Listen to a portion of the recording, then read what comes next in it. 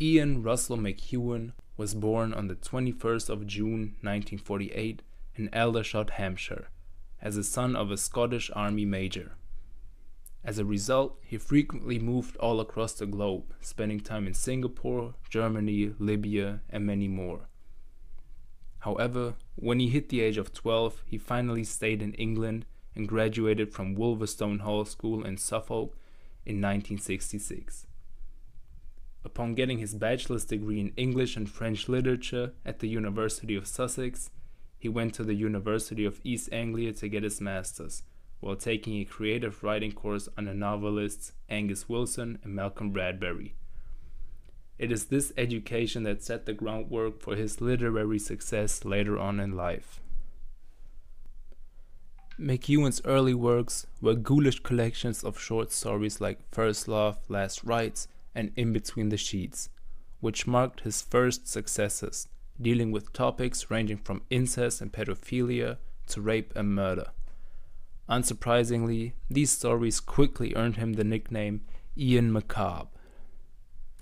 With the rise of the 90s, however, McEwan finally found his voice as an author, releasing two critically acclaimed novels in The Innocent and Black Dogs, which propelled him into literature's stardom. These stories focused more on history, knowledge, and family, winning him numerous high-profile prizes over his career. He followed up his success with novels like Atonement and Saturday in the early 2000s, solidifying his position as one of Britain's most accomplished authors. Later on, his writing became more of a platform for him to share his political and religious opinions, being a vocal proponent of climate change, social activism, and atheism. It is these views that lead to his latest 2019 release, The Cockroach, a highly satirical critique of the state of modern politics, focusing on the ridiculous plan of a British Prime Minister that may or may not exist outside of this work of fiction.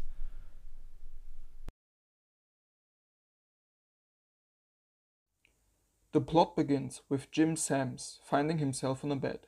He is baffled as he meticulously scrutinizes himself to come to the conclusion that he has indeed turned into a human being, even though he had been a cockroach his whole life. After he let the conundrum sink in, Jim notices a cockroach crawling on the floor, which makes him believe that he has switched bodies with the person in whose bed he lay a few minutes ago. As luck would have it, his new body is the former body of England's Premier Minister. Thus, he is confronted with the Premier Minister's duties. Even though Jim Sams doesn't know anything about governing a country, he can feel that there is some kind of inherent mission he desperately has to achieve. Yet, he is not quite able to put that purpose into words. But later on, he becomes acquainted with his cabinet, and they get on like a house on fire, as Sams posits that all of them are ex-cockroaches that have turned into politicians. As far as the Foreign Minister Benedict St. John is concerned, quite the opposite is the case. He rubs Sams off the wrong way as he is a human, and thus someone who is potentially able to bring down his own government. Lastly, he realizes that his sole inexorable purpose is to fulfill the nation's wishes, as he apprehends that the country will be set free from a loathsome servitude by establishing an economic system called reversalism, as it already has become mainstream. Reversalism is pretty easy to comprehend. England is split apart into two factions, the reversalists and the clockwisers. The clockwisers promote the customary system in which the employer pays his or her employees and the employees pay money to buy goods. The reversalists, on the other hand, want to reverse money flow, which means that the employee hands over money to the company for working there, whereas shops generously pay them for carrying away things. This perception of economics became extremely popular, especially among poor and old people. However, it is obvious that such a system won't work if the other countries in the world don't cooperate. Therefore, Sams wants to isolate England from the other countries in order to make the people's wishes come true. After the cabinet, which consists of yes men and Benedict St. John, contemplates symbolism around the so-called R-Day.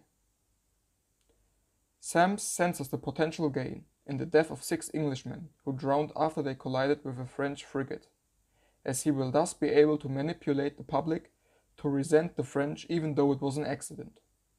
This way, he wants to isolate Britain in order to not only make it great again, but making it the greatest place on earth, with the help of the American President Tupper, who is in favor of reversalism. Jim Sams summons the French ambassador, who has to account for the 6 dead men and glorifies the deceased and blames the French, in order to spark a nationalistic movement as, according to him, Britain needs a staunch enemy and a strong leader. Moreover, Sams learns about the beneficial sides of Twitter, which can help him assert his position by talking directly to the people. However, he prefers to tweet rather short and vague statements, just like the US President Tupper, who tweets, "Tiny Sylvie LaRue's sinking English ships. Bad." Sams does everything in his power to strengthen the relationship between him and Tupper, which eventually works as Tupper orders Sams to give EU a bad time, and speaks of revengealism, therefore involving his personal feud with the EU in Sams' business. Jim is surprised by Tupper's extraordinary support, which results in him asking Tupper if he had 6 legs, to which the American president hangs up. This backbone only endorsed Sams in his undertakings. He is now fully consumed in his purpose that he can't remember how or why it started in the first place. Yet, after Tupper publicly stated that he is a fan of reversalism, the Dow Jones falls, and he quickly withdraws his statement. But later on, he finds out that the Federal Reserve dismisses reversalism, leading to Tupper fully committing to reversalism again. Meanwhile, the Clockwisers plot against Sams. They leak to the public that the shipwrecking was an accident. He knows that Benedict St. John has to be the mastermind behind all this. That's why he falsely accuses him of having raped his secretary Jane. Sams explicitly advises the policeman to carry him out in front of plenty photographers in order to humiliate him. After a few weeks, he meets with the German Chancellor and is asked why he is so obsessed with the idea of reversalism. He conceals the purposelessness of reversalism behind the curtain of ecological and national responsibility. Since Tupper underscored many times that the Prime Minister is great and reversalism is good, the reversalists' bill got passed with a majority of 25 votes. Sams discloses that tradition is way more important than constitution, and that he has made history. Therefore, he ultimately achieved his goal. Even though the reverse system left many people in confusion, as no one knew how to behave in front of a cash machine or at Justin Bieber concerts. Nevertheless, Jim Sams and his cabinet turn back into complacent cockroaches, revealing that, now that Britain is turned topsy-turvy, cockroaches can prosper.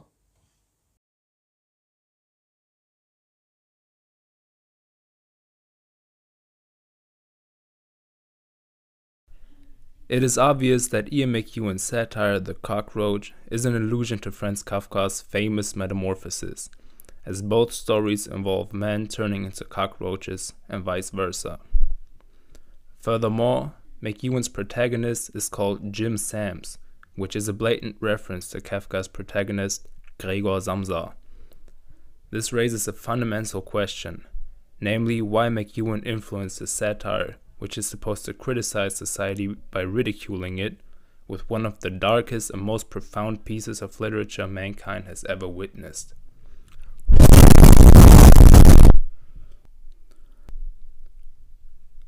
Cockroaches are despised. No one likes them.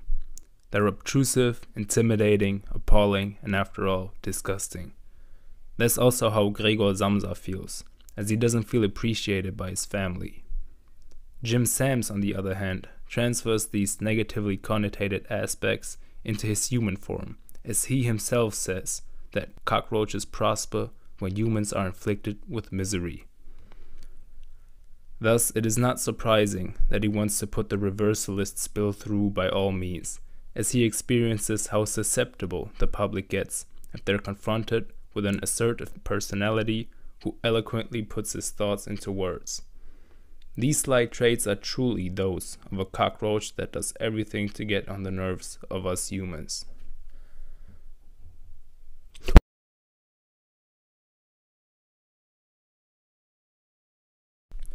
As it was already mentioned earlier, at one point in his career, Jim Sams can't remember how or why he started his reversalists campaign, as he is too obsessed with the act of passing his bill per se, even though it is an irrefutably short-witted concept that has not been thought through at all, as this new law leaves everyone not only in confusion, but also in huge discomfort.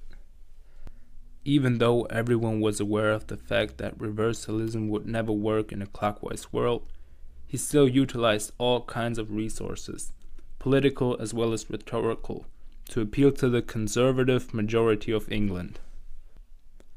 The population only sees its own benefits in reversalism. Who doesn't dream about getting paid for buying things? This would solve poverty in an instant, as everyone would rush to the stores to get the latest television or gaming console. However, it is obvious that his voters don't really think about the issue responsibly, which will only lead to rather devastating results in the future. This phenomenon is also observed in real life when Brexit is discussed, as many intellectuals argue that Britain exiting the EU is a catastrophe in every dimension. Conservatives, on the other hand, believe that closed borders will boost domestic economy and lead to England being more secure. This way, short-term, conceded benefits are prioritized. By and large, Ian McEwan touches upon this rather sensitive topic by showing how easily a rush bill can be executed by manipulation and crowd control. He hence criticizes the British political system and suspects how Brexit may have developed in an exaggerated way.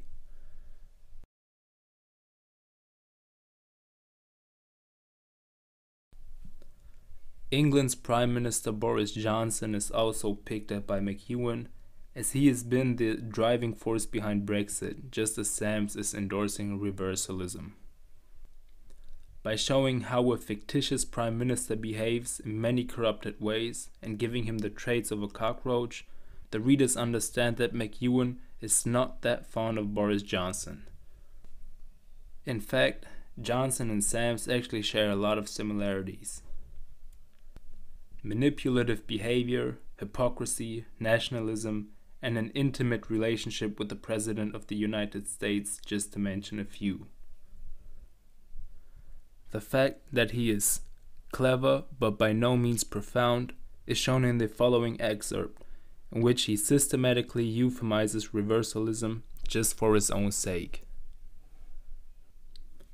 Lastly, here is a funny Boris Johnson moments compilation. What do you do to relax? What do you do to switch off? I like to paint, or I make things. I like to... What do you make? I have a thing where I make models of... when I was in Mayor of London, we built a beautiful... I make buses. You make models of buses? I make models of buses. So they're going to be in Downing Street? So what I do... No, what I don't make models of buses, but what I make is... I get old... I don't know, wooden crates. Yeah. Right? And then I paint them. And they have two suppose it's a box that's been used to contain two wine bottles, right? Right. And it will have a dividing thing. Yeah. And I turn it into a bus, and I put passengers. You really want to know this? You're making buses. You're making cardboard buses. Okay, that's what you do to enjoy yourself. I paint the passengers enjoying themselves. Okay, great. On the wonderful bus. Great. No carbon of the kind that we brought to the streets of London. What was the last sport you played? I played tennis quite a lot. Tennis? I played tennis quite a lot, yeah.